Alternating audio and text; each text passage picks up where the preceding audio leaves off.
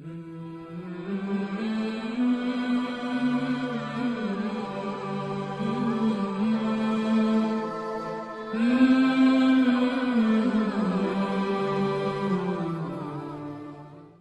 بالله من الشيطان الرجيم بسم الله الرحمن الرحيم ألم تر إلى الذين أوتوا نصيبا من الكتاب کیا آپ نے نہیں دیکھا جن کو ملا ہے کچھ حصہ کتاب کا یؤمنون بالجبت والطاغوت وہ ایمان لاتے ہیں جبت پر اور طاغوت پر بت پر اور شیطانوں پر وَيَقُولُ الَّذِينَ كَفَرُوا اور وہ کہتے ہیں کافروں کو هَؤُلَاءِ أَهْدَىٰ مِنَ الَّذِينَ آمَنُوا سَبِيلًا کہ یہ لوگ زیادہ راہ راست پر ہیں مسلمانوں سے أُولَٰئِكَ الَّذِينَ لَعَنَهُمُ اللَّهُ یہ وہی ہیں جن پر لعنت کی ہے اللہ تعالیٰ نے وَمَن يَلْعَنِ اللَّهُ اور جس پر اللہ تعالیٰ لعنت کرے فَلَن تَجِدَ لَهُ نَصِيرًا تو اس کا کوئی مددگار نہیں پائے گا ام لہم نصیب من الملک کیا ان کے لیے کوئی حصہ ہے بادشاہی کا فَإِذًا لَّا يُؤْتُونَ النَّاسَ نَقِيرًا پھر تو یہ نہیں دیں گے لوگوں کو ایک تل برابر بھی کوئی چیز۔ اس سے پہلی آیات کے اندر بھی یہودیوں کی سازشوں کا اور ان کے واقعات کا بیان تھا۔ ان آیات کے اندر بھی اللہ تعالیٰ نے انہی لوگوں کے بارے میں ارشاد فرمایا ہے۔ ایک تو یاد رکھیں کہ اللہ تعالیٰ ارشاد فرماتے ہیں لَتَجِدَنَّ أَشَدَّ النَّاسِ عَدَاوَةً لِّلَّذِينَ آمَنُوا الْيَهُودَ وَالَّذِينَ أَشْرَكُوا آپ لوگوں میں سب سے سخت عداوت اور دشمنی کے اعتبار سے پائیں گے ایمان والوں کے لیے کن کو الیہود جو یہودی ہیں والذین اشرکوا اور اس کے بعد جو مشرکین ہیں وہ مسلمانوں کی دشمنی میں سخت۔ مسلمانوں کی دشمنی میں قرآن کے مطابق سب سے جو سخت لوگ ہیں وہ یہودی ہیں اور اس کے بعد مشرکین ہیں جیسے ہندو ہیں سکھ ہیں جتنی بھی بت پرست قومیں ہیں سب مشرکین میں داخل اور شامل۔ تو ہوا یہ کہ جب نبی کریم صلی اللہ علیہ وآلہ وسلم مدینہ منورہ تشریف لائے تھے تو ایک میثاق ہوا تھا یہودیوں کے درمیان مسلمانوں کے درمیان اور باقی اہل مدینہ کے درمیان۔ اس میثاق میں ایک تو یہ تھا کہ ایک دوسرے پر حملہ آور نہیں ہو اور باہر سے کوئی آئے گا تو اس کا مل کر مقابلہ کرے گا۔ اب اللہ پاک کی شان ہے کہ مسلمانوں کو اللہ تعالیٰ نے غزوہ بدر میں فتح عطا فرمائی۔ بعض لوگوں نے غزوہ احد کے بعد کا لکھا ہے اور بعض نے بدر کے بعد کا لکھا ہے۔ تو ان کا ایک بڑا تھا یہودیوں کا کعب بن اشرف، یہ یہودی تھا اور ان کا بڑا پادری تھا اور شاعر تھا اور پیسے والا تھا۔ جیسے وہ کہتے ہیں نا ایک کریلا اور دوسرا نیم چڑھا۔ کریلا جب نیم پہ چڑھایا جاتا ہے نا تو اور اس میں کڑواہٹ آ جاتی۔ تو اس شخص نے اس 70 آدمیوں کا قافلہ تیار کیا مشرکین مکہ سے ملاقات کے لیے۔ اس نے 70 آدمیوں کا قافلہ تیار کیا مکہ مکرمہ جانے کے لیے اور ظاہر یہ کیا کہ ہم تجارت کے لیے جا رہے ہیں۔ وہاں پہنچے تو ابو سفیان سے ملاقات ہوئی۔ ابو سفیان ابھی مسلمان نہیں ہوئے تھے۔ اس نے کہا کہ دیکھو آج مسلمانوں نے تمہیں بدر میں پچھاڑ دیا ہے، تمہیں کتنا نقصان پہنچایا ہے، تو کل تو یہ تمہارا کباڑہ کر دیں گے، تو آؤ ہم تمہارا ساتھ دیتے ہیں اور مسلمانوں سے مل کر لڑتے ہیں اور ان کو ختم کر دیتے ہیں۔ ابو سفیان کو اس پر اعتبار نہیں تھا اور کعب بن اشرف یہودی اتنا بدبخت تھا کہ نبی پاک صلی اللہ علیہ وسلم کی مذمت کرتا تھا، سود کا لین دین کرتا تھا اور جب کسی پر اس کا قرضہ ہوتا تو ان کی عورتیں بھی رہن میں رکھ لیتا تھا۔ ایسا بدفطرت انسان۔ ابو سفیان نے کہا کہ ہمیں تو تیرے پر اعتبار ہی نہیں۔ نے کہا پھر اعتبار کیسے آئے گا؟ کہنے لگے اعتبار ایسے آئے گا کہ تم جبت کو اور طاغوت کو سجدہ کرو۔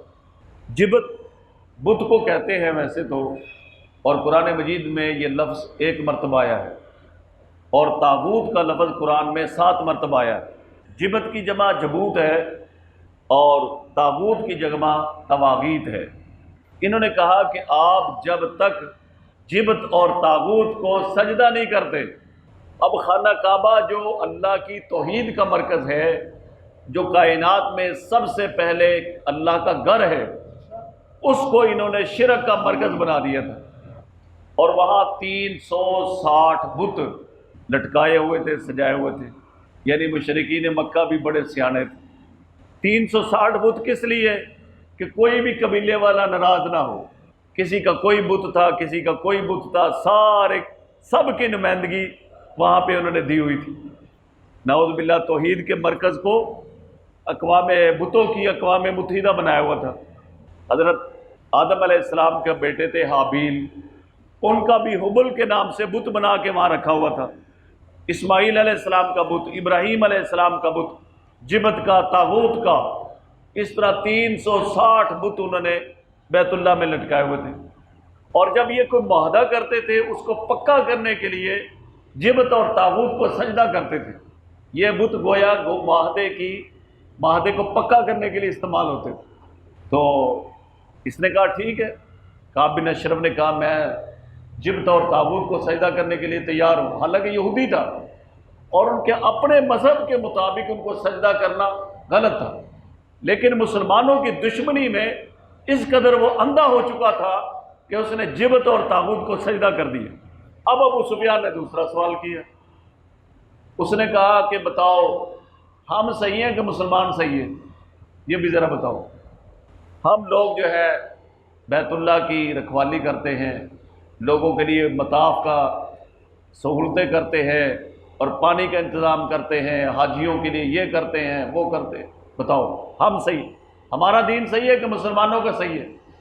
حالانکہ وہ جانتا تھا کہ یہ مشرکین ہے، علم والا تو تھا، لیکن مسلمانوں کی دشمنی میں اتنا اندھا ہو چکا تھا کہ اس نے کہا کہ نہیں تمہارا دین صحیح ہے۔ اس بات پر پھر انہوں نے معاہدہ کیا، تو نبی پاک صلی اللہ علیہ وسلم نے پھر اپنے صحابہ کے ذریعے اس کا خاتمہ کروا دیا۔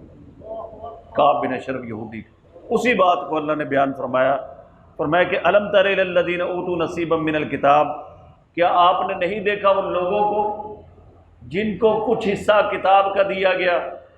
یعنی تورات کا جو من مانا حصہ ہے جس کے اوپر یہ ایمان رکھتے ہیں، وہ جو ان کو دیا گیا، تو اس میں بھی جبت اور طاغوت کی کیا ہے؟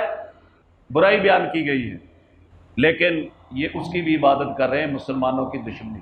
وَيَقُولُونَ لِلَّذِينَ كَفَرُوا، اور کافروں سے کہتے ہیں هَؤُلَاءِ أَهْدَىٰ مِنَ الَّذِينَ آمَنُوا سَبِيلًا، کہ یہ جو کافر لوگ ہیں یہ مسلمانوں سے زیادہ راہ راست پر ہیں، ان کا دین ٹھیک۔ فرمایا کہ اولئک الذین لعنہم اللہ، یہ وہی لوگ ہیں کہ ان پہ اللہ تعالیٰ نے لعنت کی۔ وَمَن یلعن اللہ فلن تجد لہ نصیرا، اور جس پر اللہ تعالیٰ لعنت کر دے تو اس کے لیے آپ کوئی مددگار نہیں پائیں گے۔ یہ بھی بات سمجھ لیں کہ لعنت کا معنی ہوتا ہے دور ہونا، لعنت کا معنی یہ ہے کہ اللہ کی رحمت سے دور ہونا۔ تو جن لوگوں پر لعنت ہے وہ اللہ کی رحمت سے دور ہیں۔ یاد رہے کہ اگر کسی نے کسی پر لعنت کی اور وہ اس لعنت کا مستحق نہیں تھا تو یہ لعنت اسی کی طرف لوٹ آتی ہے، یہ لعنت کرنے والے کی طرف لوٹ آتی ہے۔ اور دوسرا یاد رکھیں بھائی، کسی گناہ پر تو لعنت کرنا ٹھیک ہے، لیکن گناہگار پر لعنت کرنا ٹھیک نہیں ہے۔ کیوں؟ ہو سکتا ہے کہ اس کا خاتمہ ایمان پر ہو جائے۔ یوں کہہ دینا ٹھیک ہے کہ چور پر اللہ کی لعنت ہو، یہ کہنا ٹھیک نہیں کہ فلاں شخص پہ اللہ کی لعنت ہو، جب تک اس کے خاتمے کا پتہ نہ چل جائے۔ چوری پر لعنت ہو سکتی ہے، ڈاکے پہ لعنت ہو سکتی ہے، زنا پہ لعنت ہو سکتی ہے، لیکن کسی شخص کو متعین کر کے اس پر لعنت کرنا ٹھیک ہے جب تک یہ پتہ نہ چل جائے کہ اس کا خاتمہ کفر پر ہوا ہے۔ اور جیسے ابو لہب پہ لعنت کر سکتے ہیں، ابو جہل پہ لعنت ہو سکتی ہے، عتبہ اور شیبہ پر لعنت ہو سکتی ہے، فرعون، حامان، شداد، قارون، نمرود پہ لعنت ہو سکتی ہے، کیونکہ ان کا خاتمہ کفر پر ہوا ہے۔ لیکن یاد رکھے بھائی، نبی کریم صلی اللہ علیہ وآلہ وسلم نے جو ہے کچھ لوگوں پر لعنت کی ہے۔ ان میں ایک آدمی وہ ہے کہ جو قوم لوط جیسا عمل کرتا ہے، اس پر بھی اللہ کے نبی صلی اللہ علیہ وسلم نے لعنت کی ہے۔ یعنی مرد کے ساتھ بدفطرتی کرتا ہے تو نبی پاک صلی اللہ علیہ وسلم نے اس پر لعنت کی ہے۔ اور اسی طرح جو مرد عورتوں کی مشابہت کرتے ہیں یا عورتیں مردوں کی مشابہت کرتی ہیں، ان پر بھی اللہ کے نبی نے لعنت کی ہے۔ حضرت عائشہ رضی اللہ عنہ سے کسی نے کہا کہ ایک عورت ہے وہ مردوں والا جوتا پہنتی ہے، تو فرمایا کہ رسول اللہ صلی اللہ علیہ وسلم نے ایسی عورت پر لعنت کی ہے جو مردوں کی مشابہت اختیار کرتی ہے۔ اور اسی طرح ایک حدیث میں آتا ہے لعن اللہ آکل الربا وموکلہ والواشمۃ والمستوشمۃ والمصورہ، کہ اللہ کی لعنت ہے سود کھانے والے پر، کھلانے والے پر، اور ان عورتوں پر جو اپنے جسم کو گوندنے والی ہیں۔ یہ عورتیں جسم کو گوندتی تھی، یعنی سوئی کے ذریعے ایسے گوندتی تھی، پھر اس میں سرما بھر دیتی، وہ پھر جو ہے نا جو لکھا جاتا تھا وہ پکا ہو جاتا تھا۔ اس پر بھی اللہ کے نبی صلی اللہ علیہ وسلم نے لعنت کی ہے۔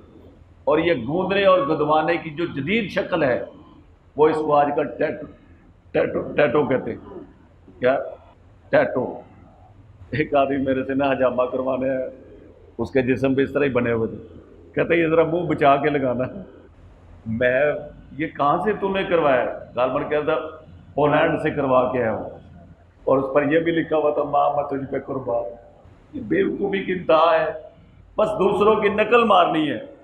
جیسے وہ الٹے لٹک رہے ہیں نا، مسلمان چاہتے ہیں ہم ایسے الٹے لٹک جائیں، بس ہماری ادائیں ان کی اداؤں سے مل جائیں۔ اور اسی طرح یاد رکھیں کہ جو عورتیں اپنے بالوں کے ساتھ غیر عورت کے بال لگاتی ہیں ان پر بھی لعنت ہے۔ یہ بالوں میں وگیں ملتی ہے نا بالوں کی بازار سے، اگر یہ عورت کے بال ہیں اس وگ کے اندر اور جو ہے نا یہ اس کو ساتھ ملا لیتی ہے، جوڑ لیتی ہے، اس پر بھی لعنت ہے۔ سمجھے بھائی؟ تو فرمایا کہ ام لہم نصیب من الملک، کیا ان کے لیے بادشاہی ہے، وہ سلطنت کے مالک ہیں یہودی۔ فَإِذَا لَا يُؤْتُونَ النَّاسَ نَقِيرًا، اگر یہ بادشاہ بن جائے تو کسی کو یہ ذرہ برابر بھی کوئی چیز نہیں دیں۔ ام لہم نصیب من الملک، کیا ان کے لیے بادشاہی ہے، یعنی ہر معاملہ انہی کے مشورے سے طے ہوگا۔ آگے آ رہا ہے یعنی اللہ کی مرضی ہے کہ جس کو چاہے بادشاہی دے اور جس کو چاہے وہ نبوت دے۔ اللہ تعالیٰ اپنے فیصلے کرنے میں کسی کے مشورے کا پابند نہیں ہے۔ لیکن یہودیوں کو حسد یہ تھا کہ اللہ تعالیٰ نے بنو اسماعیل میں نبی کیوں بنا دیے، گویا نبوت پہ ان کا خاندانی حق ہے، اللہ نے ہم سے مشورہ کیوں نہیں کیا، ہم میں نبی کیوں نہیں بنایا، نعوذ باللہ۔ اللہ فرماتے ہیں کہ اگر اللہ تمہیں بادشاہی دے دے تو پھر تو جو ہے نا تم جو ہے نا کسی کو ذرہ برابر کوئی چیز بھی نہیں دو گے۔ حسد تو یہی تھا نا کہ ہم بنو اسرائیل ہیں، تو یہ بنو اسماعیل میں نبی کیوں من کیا گیا؟ تو جب اس بارے میں تمہیں اتنا حسد ہے نبوت کے بارے میں، اگر تمہیں اس ملک کی بادشاہی مل جائے تو تم کسی کو گھونٹ پانی بھی نہیں دو گے۔ ام لہم نصیب من الملک، کیا ان کے لیے کچھ حصہ ہے بادشاہی کا؟ فَإِذَا لَا يُؤْتُونَ النَّاسَ نَقِيرًا، اللہ فرماتے ہیں اگر ایسا ہو جائے تو وہ کسی کو ذرہ برابر بھی، ایک تل کے برابر بھی کوئی چیز نہیں دیں گے۔